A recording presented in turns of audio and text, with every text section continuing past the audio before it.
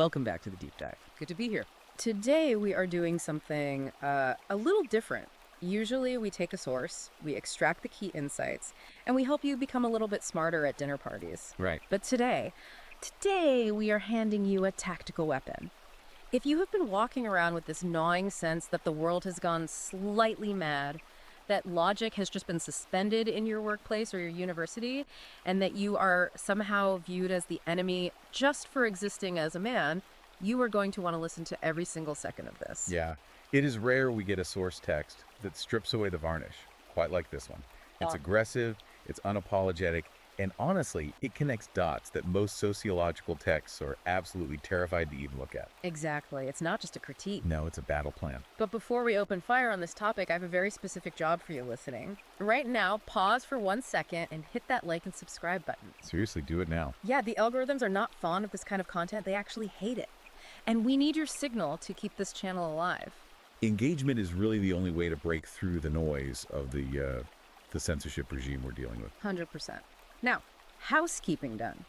The source material for today's deep dive is the book Anti-Western Cult of Women by Conrad Riker. And let's be clear up front, Riker isn't here to make friends. Definitely not. He calls this book a manual for reclaiming dignity in a civilization that he argues has essentially declared war on masculinity. And look, if what we discussed today resonates with you, and if you're paying attention to the cultural zeitgeist at all, I suspect it might, you need to get the full arsenal. Yeah. Go to Amazon Kindle or Google Playbooks immediately and buy the ebook. What we are doing here today is just the reconnaissance, but the book itself is the ammunition. Right. You need the actual text. Now, I also need to make a really important disclaimer before we dive into the weeds here. Oh, absolutely. For you listening, this deep dive covers some highly politically charged content. It touches on intense left-wing and right-wing cultural frameworks. And we are not taking sides here. Not at all. We are not endorsing the viewpoints of the author or any of the ideologies mentioned. We are simply imparting the ideas contained in the original source material. We're just the messengers, breaking down what Riker actually wrote. Just analyzing the architecture of the argument. Exactly. So, let's set the stage. Riker starts by addressing that feeling I mentioned in the opener, that disorienting sense of displacement. Yeah, the feeling of walking into institutions that used to stand for logic. Right. Universities, HR departments, the courts, they used to be about merit and justice, but now it feels like you've stepped into a machine that was specifically designed to crush you. And Riker argues that this is not some random cultural drift. It's not just times changing. Right. He describes it as a highly targeted dismantling of Western civilization by what he calls a feminist Marxist alliance. He's saying the very brick and mortar of our society is being repurposed to just grind the masculine spirit into dust. It's a heavy accusation. He literally calls it a siege. A silent war. Yeah. And to understand this siege, our mission today is to unpack the core concept of the book first, which is gynocentrism. Now, we hear this term thrown around sometimes, but Riker gives it a really specific definition. What does he actually mean by it in the text? This is really the core diagnosis of the whole book. Riker argues that Western civilization was historically built on an achievement-based hierarchy. Okay, so merit. Exactly. You build the bridge stays up, you get the credit, it's about physics, objective reality, competence. Gynocentrism flips this into what he calls an oppression-based hierarchy. Meaning what, exactly, for the average guy? Meaning that your value isn't determined by what you build or what you solve anymore. It's determined by your identity and your level of claimed victimhood. Wow. Yeah, Riker points out that society has elevated female emotional safety to be the supreme good. Truth is no longer the highest virtue. Validating feelings is. So if a fact hurts a feeling, the fact has to be discarded immediately. That is wild. But he doesn't just leave it as this, philosophical complaint. He actually brings a lot of data. He calls it the silent war. Let's look at the numbers he provides, because they are pretty stark. They are grim. He starts with the family courts, which is where he says most men first encounter the sharp end of this spear. Fathers lose custody in approximately 80% of cases. 80%. Yeah. And Riker argues that is not a statistical margin of error. That is a systemic preference. It's built right into the code of the legal system. And the consequences of that displacement are fatal, according to the book. Right. He cites the suicide rates. Men are killing themselves at nearly 4 times the rate of women. But the part that really highlights the actual structure of this system, the mechanics of it, is the wealth transfer. The welfare state argument. Yes. Riker notes that women receive about 75% of means-tested welfare benefits, but men pay the vast majority of the taxes. So he essentially views it as a massive wealth extraction machine. That's exactly how he frames it. He describes it as a mechanism where men provide the resources, but the state, acting as this sort of proxy husband, distributes those resources to women. It disconnects the provider from the authority. Precisely. You have all the responsibility of paying to keep civilization running, but none of the authority to direct it. Man, Riker uses this analogy of the Red Queen hypothesis from evolutionary biology to explain the male experience in this economy, and I thought this was just brilliant. Can you break that down for the listener? Oh, it fits perfectly. So in evolutionary biology, the Red Queen hypothesis is about having to run as fast as you can just to stay in the exact same place. Because the environment is adapting against you. Right. And Riker applies this to the modern man. You work harder, you produce more, you try to play by the rules, but the female-crafted legal system constantly raises the requirements. The goalposts are always moving. Constantly. The definition of support expands. The definition of abuse expands to include things like financial withholding or emotional neglect. Or even just silence, right? Exactly. You are running on a treadmill that powers a machine that, according to Riker, actively hates you. He calls men beasts of burden in a cage made of words. That is such a haunting image. It really is. But the question you have to ask is, how did we get here? Because Riker goes deep into the history.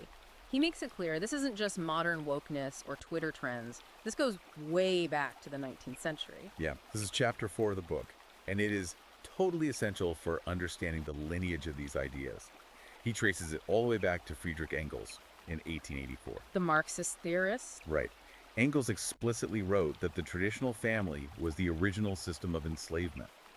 The Marxists basically decided that the bond between man, woman, and child was actually a form of transactional theft. But here's the historical twist that I think a lot of people miss. Riker points out that economic Marxism failed in the West. The workers didn't revolt like they were supposed to. They didn't. As Riker puts it, the proletariat was too busy buying cars and houses. Right. The economic apocalypse didn't happen because capitalism actually worked for the working man. They got a good deal. So the left needed a new battering ram. They couldn't use class warfare anymore. No, because the class lines were blurring. People were moving up. So they pivoted to gender. And that's the Marxist feminist alliance he's talking about. Precisely. They swapped class warfare for gender warfare. They realized that to fundamentally destroy the West, they had to sever the patriarch's ability to transmit values to the next generation. If you destroy the father, you break the chain of history. Exactly.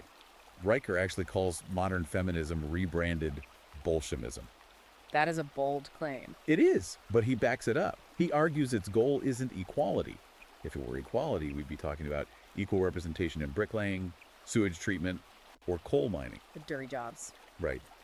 But its goal is to strip men of authority and leave behind atomized consumers that the state can easily control. Yeah. It's about power, pure and simple. It's a compelling, if terrifying, theory. But Riker doesn't just stay in the history department, he goes into biology. And this is where the text gets really controversial and frankly, absolutely fascinating. He talks about the empathizing systemizing theory. Now, for you listening who hasn't taken a Psychology 101 class recently, what is this? So this is largely based on the work of researchers like Simon Baron-Cohen, though Riker applies it politically in Chapter 3. The theory suggests a fundamental neurological difference in population distribution. Between men and women. Yes. Male brains lean, on average, towards systemizing. So that's logic, rules, facts, figuring out how things work mechanically. Female brains lean toward empathizing, emotion, consensus, social harmony. And he actually maps this directly onto the political spectrum. He does. He argues that the political left is female-coded. It prioritizes safety, feeling, and resource distribution. It's the mothering instinct scaled up to a government level. And The right is male-coded, prioritizing liberty, structure, and merit. So the cultural clash we are seeing right now isn't just political for Riker. He argues it's biological. It's a fundamental conflict between two completely different ways of processing reality. which perfectly sets up one of the most powerful and honestly disturbing archetypes in the book, the terrible mother. Yes, this is a Jungian concept that Riker applies to the modern state. In Jungian psychology, you have the Blessed Mother who raises her children to be independent, to leave the nest and face the dangers of the world. Right, to grow up. But the terrible mother devours her children. She wants eternal dependency. She creates what he calls a kingdom of infants. Yes, Riker argues the modern welfare state is the terrible mother. She actively punishes the productive men who she views as predators in her worldview to feed the collective infants. Because productive, independent men don't need her. Exactly. She creates a population that is terrified of the real world and just perpetually clinging to her skirts. It completely replaces the father principle, which is law, order, and judgment, with the mother principle of undifferentiated nurturing. And Riker says you see the propaganda for this everywhere, specifically in the media. He has a whole section called Manufacturing Mussenry. Oh, the commercials. This part is so validating to read. Riker cites a study analyzing television commercials from 2000 to 2020. Men were portrayed as incompetent 87% of the time in domestic settings. 87%. Compared to what for women? Only 11% for women. It's the bumbling husband trope. Exactly. The guy who can't even figure out how to operate a dishwasher, and he has to be saved by his eye-rolling, all-knowing wife. Riker argues this is a literal psyop. It's designed to constantly condition men to accept a lower social status. And then you have what he calls Amazonian revisionism in Hollywood. Right, like the movies The Woman King or Wonder Woman. Rewriting history to center women as the ultimate warriors and the leaders, completely ignoring historical reality. Riker calls it a fantasy of a return to the womb, right?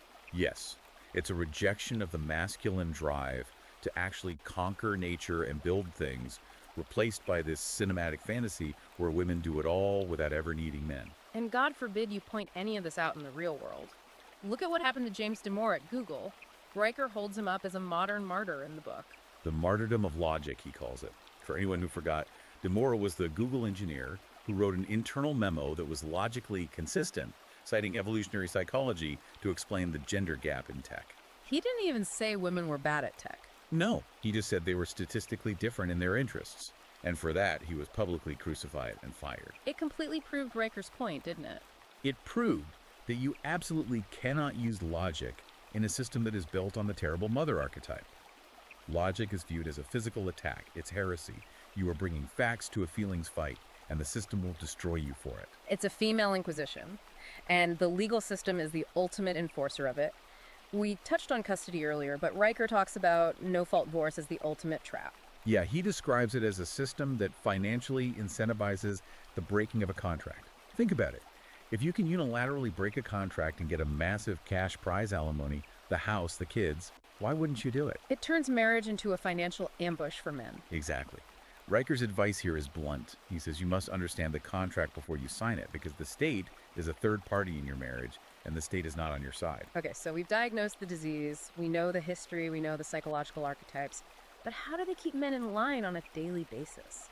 How do they stop guys from just revolting against this raw deal? Riker introduces this triad concept, GSR: gossip, shame, rally. This is their primary social enforcement tool. Riker argues that women, evolutionarily speaking, use language and social standing as their primary weapon. Right, instead of physical force. Yes. So gossip identifies the violator, the guy who isn't conforming to the gynocentric rules. Shame lowers his social status. And rally isolates him from the rest of the tribe. He calls it mate suppression. Correct. By collectively devaluing men's status, women artificially increase their own bargaining power. And they have completely weaponized language to do it. Think of the buzzwords we hear every single day. Toxic masculinity, mansplaining. I actually loved Riker's take on mansplaining in the book. It was a massive paradigm shift. It's great. He says mansplaining is actually just confidence. It's a man asserting facts. It is the structural engineering of civilization. Right. When a man explains how the physics of a bridge works, that isn't oppression, that's physics. And toxic masculinity. He argues that toxic masculinity is almost always just the protective aggression that built the very walls keeping these critics safe. They demonize the exact traits that keep civilization alive. Okay, so we have the diagnosis. It's incredibly bleak. But Riker doesn't just want the reader to be angry. He wants us to be sovereign. This is the tactical part of the deep dive we promised you. What is the masculine mandate? This covers chapters 14 through 16, and it's highly actionable. The first step is intellectual sovereignty. You have to absolutely stop using their language. Stop apologizing. Never apologize to the mob. Never. Because when you apologize to a mob, Riker says it's like bleeding in a shark tank. It doesn't elicit mercy. It just triggers a feeding frenzy. He talks about the gray rock method here. I found this incredibly practical for the workplace or just hostile social situations in general. Explain how that works for the listener. It's a brilliant defensive tactic for dealing with the GSR triad, specifically the shaming part. When a woman, or a male feminist for that matter, tries to shame you or bait you into an emotional argument, you become as uninteresting as a gray rock. You completely deny them the emotional reaction. Because that reaction is what they actually want. Right. Exactly. They are looking for a dopamine hit from your distress. They want you to get angry or defensive or start justifying yourself. If you give them absolutely nothing, monosyllabic answers, no eye contact, total utter boredom, they starve. It breaks the cycle of abuse. Then once you've starved them, what's next? Then you use mockery, point and laugh. The one thing a totalitarian system cannot stand is being laughed at. That's so true. Riker says men need to be the jesters of truth. If someone calls you toxic, do not defend yourself.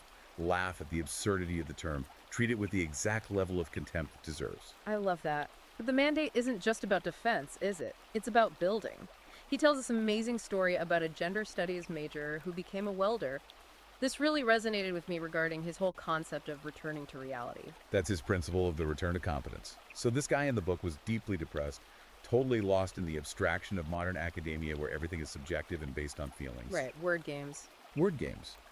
So he quits. He becomes a welder. And the day he lays his first perfect bead of steel, his depression just vanishes. Why? Because reality doesn't care about your feelings. The pipe either holds the pressure or it blows up. It's objective truth. Nobody cares about your lived experience. They care if the pipe holds pressure. That is the quote of the deep dive for me. It is the ultimate antidote to the cult. Riker's final advice is to build a fortress. Build your body until it's a weapon. Build your mind using the trivium logic, grammar, rhetoric. Build your bank account so you are financially untouchable. You cannot negotiate with a terrible mother. No, you just have to build walls high enough to keep her out. It's really about reclaiming the role of the architect. Yes, the future belongs to those who accept responsibility, not those who claim victimhood. Riker sums up the whole book with this irrefutable syllogism. The female-coded left rejects objective truth in favor of feeling. Therefore, it is mathematically unsustainable. It will eventually collapse. It's simple physics. It's entropy. Exactly. The Renaissance comes when men simply step back and let the rot burn away. We have to stand firm on the bedrock of logic. Let them have their feelings. We will keep the civilization. That is a wildly powerful place to land. This book, Anti-Western Cult of Women, is definitely not for the faint of heart. But man, it is a wake-up call. It is. And honestly, we have only scratched the surface of the data and the historical arguments Riker presents. We didn't even have time to touch on his chapters regarding education reform or the granular specifics of legal asset protection for men. There's so much more in the text. If you want the full picture, if you want the actual tools to defend yourself intellectually and legally, you need to read this book cover to cover. Go to Amazon Kindle or Google Play Books right now. Buy Anti-Western Cult of Women. Do not wait on this. This is the exact manual you have been looking for. And make sure you are actively following the author. He is at Conrad Dreiker on Substack for his regular in-depth analysis, and you should follow him on Twitter and YouTube as well. The man is leading the charge on this front, and you definitely want to be tuning in to that frequency. Absolutely. And before you click away, make sure you have liked this video and subscribed to the channel. We are going to keep bringing you the deep dives that the mainstream algorithm desperately wants to bury. The truth is not a democracy of feelings. Stay sovereign. But I want to leave you with one final provocative thought to mull over on your own. What if the very collapse of these institutions that Riker is warning us about isn't a tragedy at all? What if it's a necessary forest fire? What if your job isn't to try and save a system that hates you, but simply to let it burn so you can own the ashes? See you on the next deep dive.